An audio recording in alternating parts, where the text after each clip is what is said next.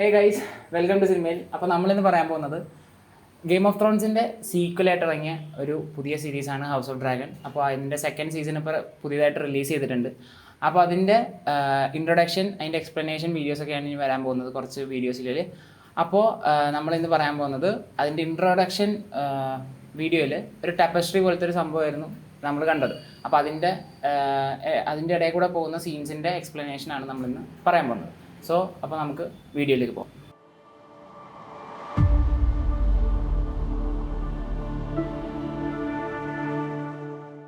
അപ്പോൾ നമ്മൾ first scene തന്നെ കാണുന്നത് വലീരിയ എന്ന് പറയുന്ന രാജ്യത്തിനായിരുന്നു. അപ്പോൾ നമ്മൾ ഹൗസ് ഓഫ് ഡ്രാഗൺ പറയുന്നത് ടർഗേറിയൻ ഫാമിലിയെ പറ്റിയാണ്. അപ്പോൾ ടർഗേറിയൻ ഡൈനാസ്റ്റി ഉണ്ടായത് വലീരിയ എന്ന് പറയുന്ന ഒരു വലിയൊരു രാജ്യത്തിലായിരുന്നു. അപ്പോൾ വലീരിയയിൽ നിലകൊണ്ടിരുന്ന കുറേ വലിയ ഡ്രാഗൺസിനെയും അവർ ഡ്രാഗൺസിനെ എങ്ങനെ ടൈം ചെയ്തു അല്ലെങ്കിൽ അവരെങ്ങനെ കൺട്രോൾ ചെയ്യാൻ പറ്റി എന്നുള്ളതാണ് ഇതിനകത്ത് കാണുന്നത്. അവർ കൺട്രോൾ ചെയ്യാൻ പഠിച്ചത് ബ്ലഡ് മാജിക്കും ഓരോ ബ്ലാക്ക് മാജിക്കൊക്കെ ഉപയോഗിച്ചിട്ടാണ്. അതാണ് ഈ ബ്ലഡ് മാജിക്ക് കാണിക്കുന്ന സീനാണ് നമ്മൾ ആദ്യം കണ്ടത്. പിന്നെ വരുന്നതാണ് സെക്കൻഡ് സീൻ. അപ്പോൾ വലീരിയ എന്ന് പറഞ്ഞ രാജ്യത്തിൽ ഒരു വംശനാശം സംഭവിക്കുമെന്ന് അവിടുത്തെ താമസിച്ചിരുന്ന ഒരാളായിരുന്നു ഡെയ്നിസ് എന്ന് പറഞ്ഞ ആൾ ഒരു സ്വപ്നം കണ്ടു. അപ്പോൾ അവർക്കൊരു പേര് വന്നു ഡെയ്നിസ് ദ ഡ്രീമർ. അപ്പോൾ ഡെയ്നിസ് ദ ഡ്രീമറിന് വന്ന സ്വപ്നത്തിൽ വന്നൊരു സംഭവമാണ് ഇവിടെ വംശനാശം സംഭവിക്കും, നമ്മൾ ഈ വലീരിയ വിട്ട് വേറൊരു സ്ഥലത്തേക്ക് പോകണം എന്നുള്ളൊരു സംഭവം ഡൈനിസ് പറയുന്നത്. ആ ഡെയ്നിസ് പറഞ്ഞത് എയ്നറിനോടായിരുന്നു, എയ്നർ ടർഗേരിയനോടായിരുന്നു ഡെയ്നിസ് ദ ഡ്രീമർ പറഞ്ഞത്. ഡെയ്നിസ് ദ ഡ്രീമറും എയ്നർ ടർഗേരിയനും കൂടെ ഒരുമിച്ച് ഡ്രാഗൺ ബാക്കിൽ വലീരിയ നിന്ന് ഷിഫ്റ്റ് ചെയ്ത് ഡ്രാഗൺ സ്റ്റോണിലേക്ക് പോകുന്നു. അങ്ങനെയാണ് ഡ്രാഗൺ സ്റ്റോൺ എന്ന് പറഞ്ഞ പേരും ഇവർ അവിടെ വന്ന് താമസിക്കാൻ ചെയ്യുന്നത്. അതാണ് നമ്മൾ ആ സീനിൽ കാണുന്നത്.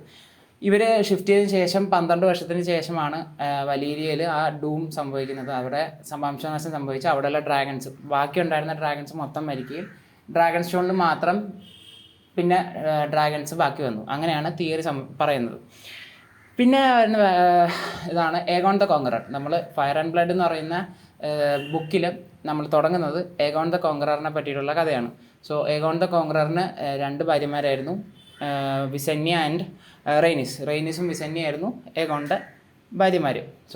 ഇവർ 3 പേരും കൂടെ 3 ഡ്രാഗൺസിൻ്റെ പുറകിലാണ് ഇവർ വെസ്റ്ററോസ് മൊത്തം കീഴടക്കി 7 കിങ്ഡംസ് ഉണ്ടാക്കുന്നത്. അതാണ് നമ്മൾ നെക്സ്റ്റ് സീനിൽ കണ്ടത്.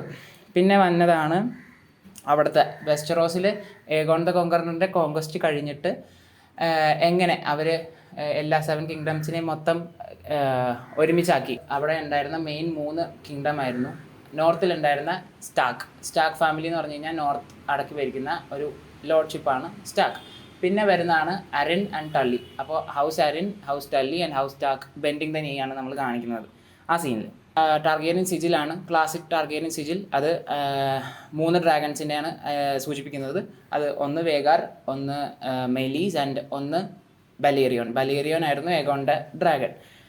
പിന്നെ വന്നതാണ് ഏഗോണിൻ്റെ റെയിൻ കഴിഞ്ഞതിന് ശേഷം എയ്നിസ് എന്ന് പറയുന്ന ഏഗോണിൻ്റെ മകൻ എയ്നസ് കിങ് ആവുകയും അവനെ ത്രോൺ ഔട്ട് ചെയ്ത് മേഗോർ ദ ക്രൂവൽ കിങ് എന്ന് പറയുന്ന പുള്ളിക്കാരൻ വരികയും അയാളെ കൊല്ലുന്ന ആളാണ് ജഹരിസ് ആണ് മേഗോർ ദ മാഡ് കിങ്ങിനെ കൊല്ലുന്നത്, ക്രൂവൽ കിങ്ങിനെ കൊല്ലുന്നത്. ജഹരിസ് മേഗോറിനെ കൊല്ലുന്നതാണ് നമ്മൾ ആ സീനിൽ കണ്ടത്. പിന്നെ വന്നതാണ് ഈ സീൻ നമ്മൾ പറയുന്നത് വെച്ച് കഴിഞ്ഞാൽ ജഹരസ് ആൻഡ് അലിസാൻ എന്ന് പറഞ്ഞു കഴിഞ്ഞാൽ ജഹരസിൻ്റെ അനിയത്തിയായിരുന്നു. വലീരിയയിൽ ഉണ്ടായിരുന്ന ഒരു കസ്റ്റം ആണ് ചേട്ടൻ അനിയത്തിയെ കല്യാണം കഴിക്കുക, അല്ലെങ്കിൽ കസിൻ മാരേജ്, അല്ലെങ്കിൽ സിബ്ലിംഗ് മാരേജ് എന്നൊക്കെ പറയുന്നത്. ജഹരസ് ആ സംഭവം തന്നെ ഫോളോ ചെയ്തു, അലിസാനെ കല്യാണം കഴിക്കുന്നു. അതാണ് നമ്മൾ ഈ ഫോട്ടോയിൽ കണ്ടത്. പിന്നെ വന്നതാണ് ഗ്രേറ്റ് കൗൺസിൽ. അപ്പോൾ ജഹരസിൻ്റെ റെയിൻ കഴിയാൻ പോകുന്നതിന് മുന്നേ ജഹരസ് തന്നെ ആരുടെ ഇതിനകത്ത് കൊടുക്കും, അല്ലെങ്കിൽ ആർക്ക് കിങ്ഡം കൊടുക്കണം, അല്ലെങ്കിൽ ആരടുത്ത കിങ് ആവണം എന്ന് കാണിച്ചത് ഒരു ഗ്രേറ്റ് കൗൺസിൽ കൂടിയിട്ടാണ്. അവിടെ വെസ്റ്ററോസിലുണ്ടായിരുന്ന എല്ലാ കിങ്സിനെയും അല്ലെങ്കിൽ ലോർഡ്സിനെയും വിളിച്ച് അവരെല്ലാവരും കൂടി ഒരു കൗൺസിൽ കൂടി. അങ്ങനെയാണ് വിസെറിസ് എന്ന് പറയുന്നത്, നമ്മൾ ഹൗസ് ഓഫ് ഡ്രാഗൺ സീസൺ 1 കാണുന്ന വിസെറിസ് എന്ന് പറയുന്ന ടാർഗേറിയൻ കിങ്ങിനെ തിരഞ്ഞെടുക്കുന്നത്. അത് ഒരു ഗ്രേറ്റ് കൗൺസിൽ കൂടിയിട്ടാണ്. ആ ഒരു ഗ്രേറ്റ് കൗൺസിലിനെയാണ് നമ്മൾ ഈ ഫോട്ടോയിൽ കണ്ടത്. പിന്നെ വന്നതാണ് നമ്മൾ സെക്കൻഡ് സീസണിൽ തൊട്ട് കാണുന്നത് ഗ്രീൻ ആൻഡ് ബ്ലാക്ക് കൗൺസിൽ. അപ്പോൾ ഗ്രീനും ബ്ലാക്കുമായിട്ട് ഡിവിഡൻറ്റ് വന്നു.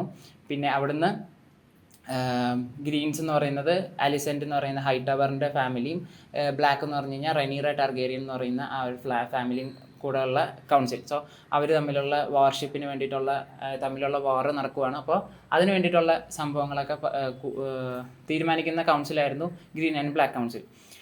പിന്നെ വരുന്നതാണ് റെനീർ ആൻഡ് ഏഗോൺ. അപ്പോൾ ഫസ്റ്റ് ഇപ്പോൾ ഉണ്ടായിരുന്ന ഏഗോൺ ദ കിങ്ങും പിന്നെ ശരിക്കും ക്വീൻ ആവേണ്ടിയിരുന്ന ആളായിരുന്നു റെനീറ. അപ്പോൾ റെനീറയുടെ കിങ്ഡം ആയിരുന്നു ഏഗോൺ യൂസേർപ്പ് ചെയ്തെടുത്തത്. സോ അതാണ് നമ്മൾ കാണുന്നത്. രണ്ടുപേരും അയൺ ത്രോണിൽ ഇരിക്കുന്നതായിട്ടാണ് നമ്മൾ ഇതിനകത്ത് കാണുന്നത്. റെനീറ നമ്മൾ കാണുന്നത് ഒരു ഡ്രാഗൺ സ്റ്റോൺ എന്ന് പറയുന്ന സ്ഥലത്തെ അവിടുത്തെ ത്രോണിലുമാണ് ഇരിക്കുന്നത്. ഏഗോൺ വെസ്റ്ററോസിലെ അല്ലെങ്കിൽ കിങ്സ് ലാൻഡിങ്ങിലെ റെഡ് കീപ്പിൽ അയൺ ത്രോണിൽ ഇരിക്കുന്നതാണ് നമ്മൾ ഇതിനകത്ത് കാണുന്നത്. സോ ഇതാണ് ഒരു ഇൻട്രോയിൽ നമ്മൾ സീസൺ 1 ഇൻട്രോഡക്ഷനായിട്ട് കണ്ട ടെപ്പസ്ട്രിയിലുള്ള എക്സ്പ്ലനേഷൻ. അപ്പോൾ നിങ്ങൾക്ക് ഈ വീഡിയോ യൂസ്ഫുൾ ആയിട്ടുണ്ടാവുമെന്ന് എനിക്ക് തോന്നുന്നു. സോ വീഡിയോ ഇഷ്ടപ്പെട്ടുണ്ടെങ്കിൽ ലൈക്ക് ചെയ്യുക, കമൻറ്റ് ചെയ്യുക, സബ്സ്ക്രൈബ് ചെയ്യുക. നെക്സ്റ്റ് വീഡിയോ നമ്മൾ എക്സ്പ്ലനേഷൻ വീഡിയോസ് ആയിരിക്കും. അപ്പോൾ അതിന് വേണ്ടിയിട്ട് സ്റ്റേ ട്യൂൺഡ്.